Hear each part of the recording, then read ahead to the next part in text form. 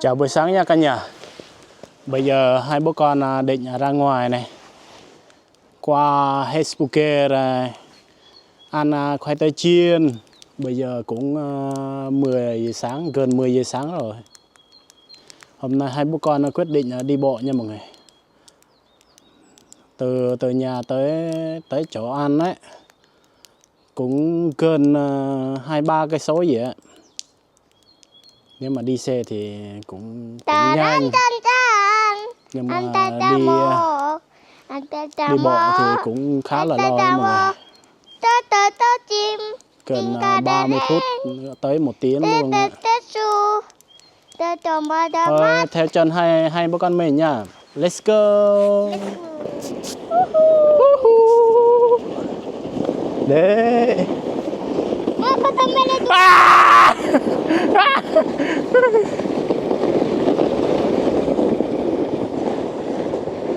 Đấy, đội nhỏ thôi. Hết rồi nè. Không đi nữa nè. Đi tới đó rồi gọi hamburger, gà rán, khoai tây chiên gì á.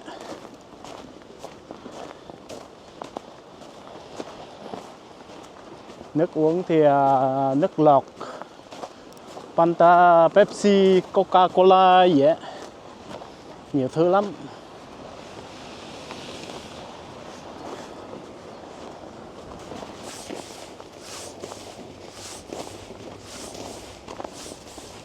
Hôm nay thời tiết cũng khá là đẹp nha mọi người.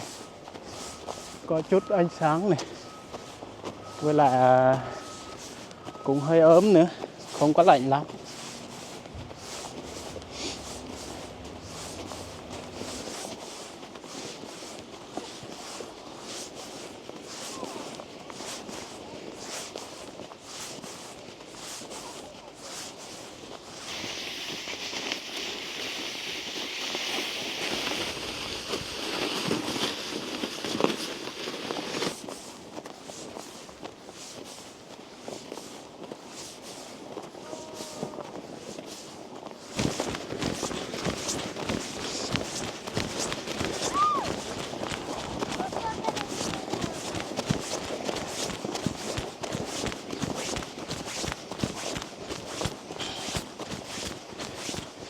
Đi rồi chạy rồi đi. Tập để mà cường tráng sức khỏe luôn.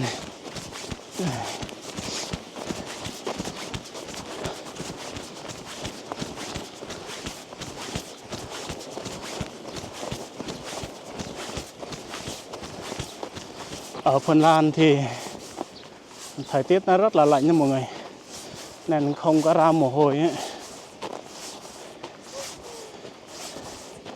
Càng ngày càng tăng cân. Muốn sụt cân thì khó hơn lên trời ấy mọi người.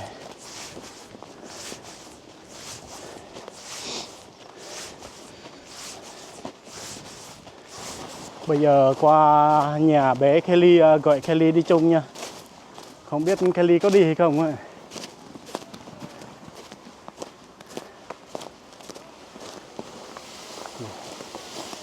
Thời tiết hôm nay rất đẹp nha mọi người.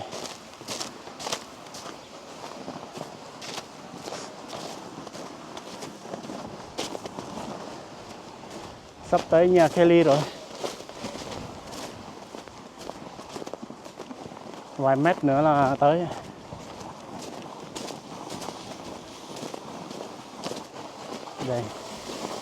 Đây là khu nhà của Kelly này, phía sau lưng mình ấy.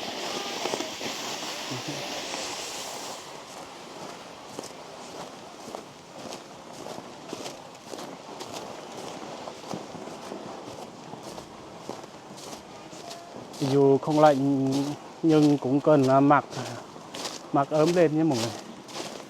Ở lò bên ngoài cũng khá lạnh ấy. Nó teng băng nha nè.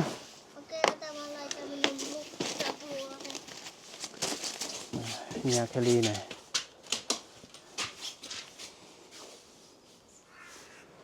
Không biết ngủ hay chưa nữa. Ngủ trưa ấy mọi người. Sino auto? Tuo Ta Kelly. Hello Kelly. Anna se olla? Mitä?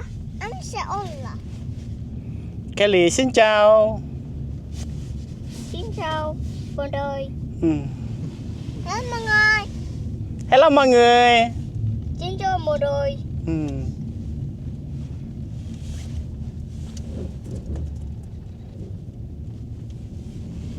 Ông hãy đánh nhau. Cầu lì xin chào mọi người. Hello mọi người, như cái trắng nhau. Đi về là tốt gì được.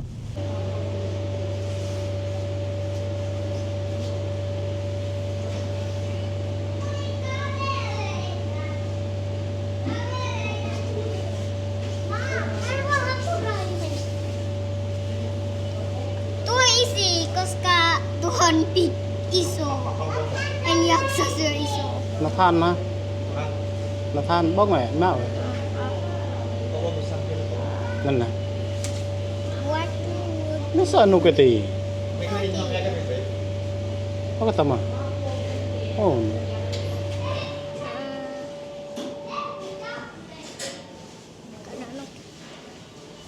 Nó than canh e ha. Joo, vettä ja vai toma. Mẹ. Này cứ chỉ vô mà bên.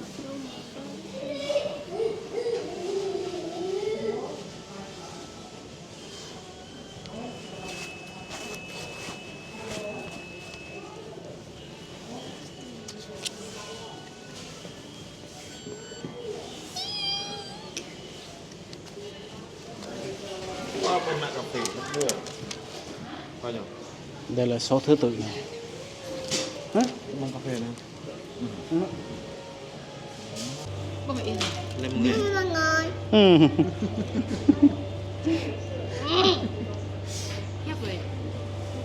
Mọi nghe khỏe không? Bơi. Này dọn từng này. Xin chào mọi người. Nó xin chào đội tôi nhiều mà. Xin chào mọi người. Xin chào.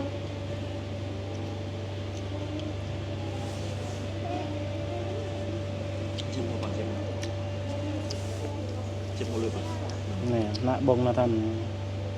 Mẹ lụa em, lụa. Cái nào cái tên này. Một nào đó.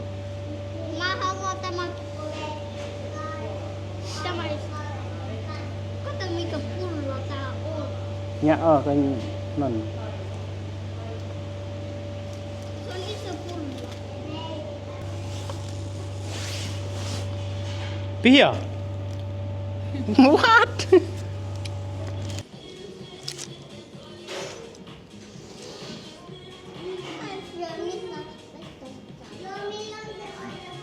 Niin, kyllä ei syö mitään metsässä niinkö. Mä syön. Mẹ Kelly đây. Mẹ Kelly. Hello. Xin chào mọi người. Xin nó Kelly xin chào mọi người.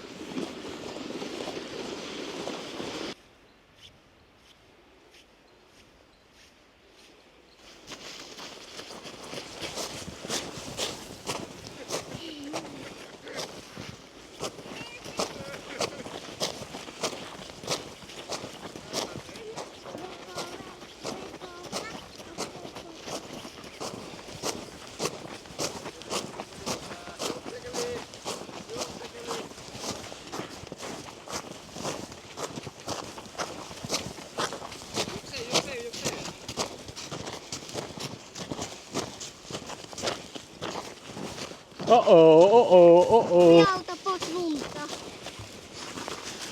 Ui. Lunta on tosi paljon. Kato! Oho.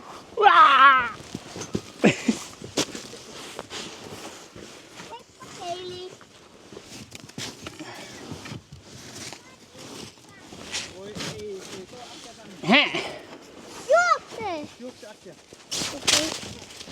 Oh. Kelly. Kelly ka to.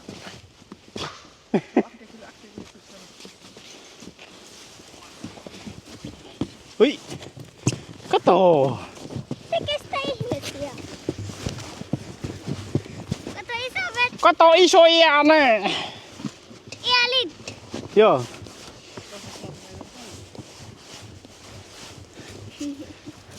Kelly ka to Isabel.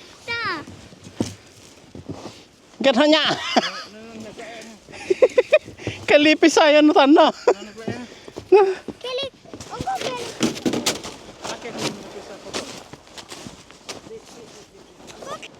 Bây giờ đi về thôi nha mọi người. Ăn no chơi đủ rồi. Bây giờ về nhà nghỉ ngơi thôi. Nathan này.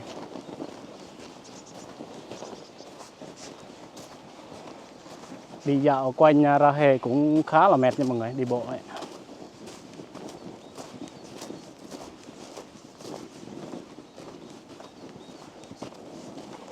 Thôi chào mọi người, hẹn gặp lại mọi người ở video tiếp theo nhé. Xin chào và hẹn gặp lại.